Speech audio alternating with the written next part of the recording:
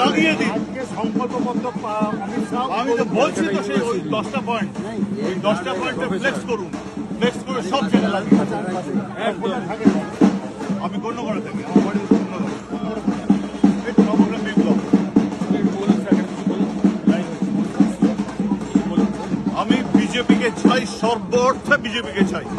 তার কারণ হচ্ছে বিজেপি ভারতবর্ষকে যে হাইটে পৌঁছে দিয়েছে, ভারতবর্ষের অন্য রাজ্যগুলোকে যে জায়গায় নিয়ে গেছে।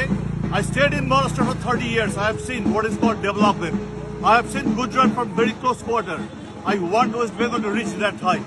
West Bengalকে আবার ওই জায়গায় নিয়ে যেতে হবে যেখানে প্রত্যেকটা কর্পোরেট বলবে yes I take the pride to say যে আমার বোর্ডে একজন বাঙালি আছে। বাঙালি ফুরিয়ে যেতে পারে না, বাঙালি ফুরিয়ে যেতে পারে না। আর একটা কথা, আজকে অমিত শাহ যেটা বলেছেন, UCC has to be implemented by all means.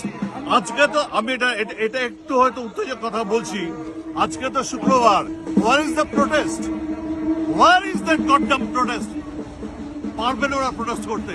1 মিনিটে নাকি তারা শেষ করতে হবে হিন্দুদেরকে? এত সোজা? আমাদের 12,000 বছরের ইতিহাস, ওদের ইতিহাস হচ্ছে 1428 বছরের। আমাদের 12,000। আর বাবরি মসজিদ নিয়ে আমরা কেন বিরোধিতা করছি? বাবর এক হাতে তরোয়াল আর এক হাতে অহংকার নিয়ে রাস্তা বেরিয়েছিল। হিন্দুদের উনি কচুকটা করেছেন। একদিনে